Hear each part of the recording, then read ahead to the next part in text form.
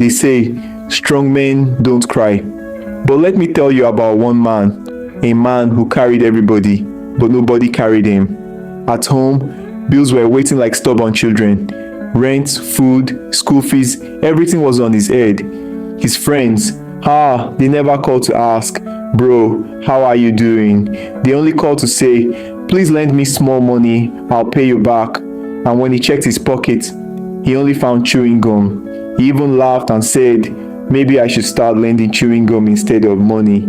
His girlfriend, at first she loved him with a soft heart. She laughed at his silly jokes. She held his hand like treasure. But slowly, love became receipt after receipt. She stopped seeing him as a man and started seeing him as a bank machine. Even strangers on the street could sense it. A beggar once told him, "I know you will give. I can see it in your eyes." Imagine that.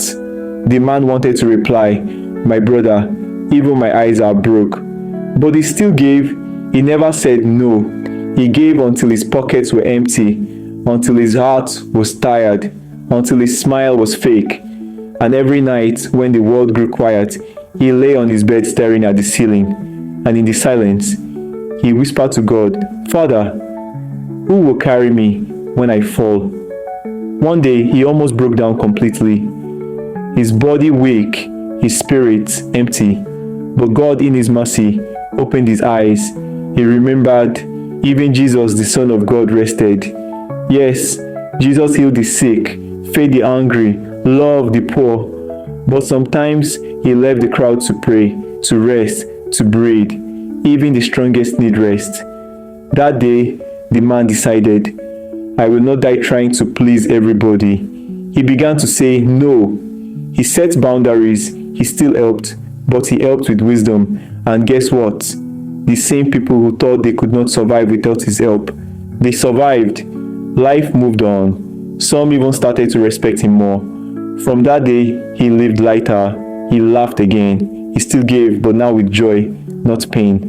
And when people asked him why he had changed, he said, "Because I remembered, I am also God's child. I also deserve peace." My friend, maybe you are like this man. You smile outside, but inside your heart is bleeding. Please hear this. God did not create you to be an empty cup.